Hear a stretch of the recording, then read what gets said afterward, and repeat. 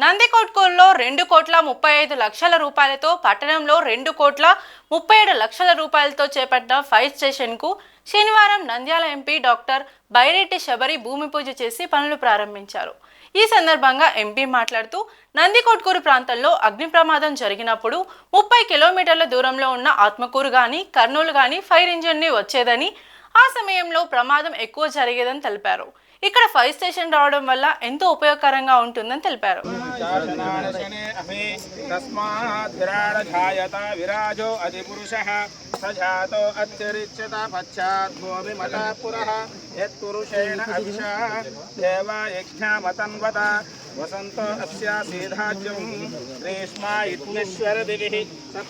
అట్లాగే మన నందికొట్కూరులో ఎన్నో ఏళ్ళుగా ఫైర్ స్టేషన్ లేక గడ్డివాములు కాలిపోయినకుండా, లేదంటే ఏదైనా విపత్తు వచ్చినా ఎన్నోసార్లు చాలా కష్టాలు పడ్డారు.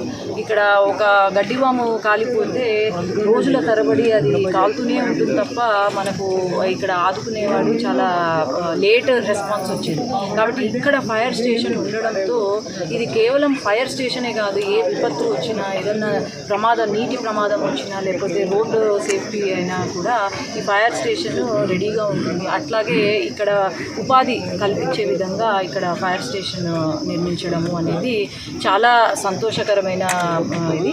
ఈరోజు ఇక్కడ నందికొట్కూరు నియోజకవర్గంలో నేను, అలాగే మా ఎమ్మెల్యే గారు, మన చైర్మన్, అలాగే మా కౌన్సిలర్స్తో అందరితో పాటు ఇక్కడ భూమి పూజ చేసి ఈరోజు కార్యక్రమము మొదలు పెట్టడము, ఇక్కడ ఫైర్ స్టేషన్ మొదలు పెట్టడం జరుగుతుంది. ధన్యవాదాలు.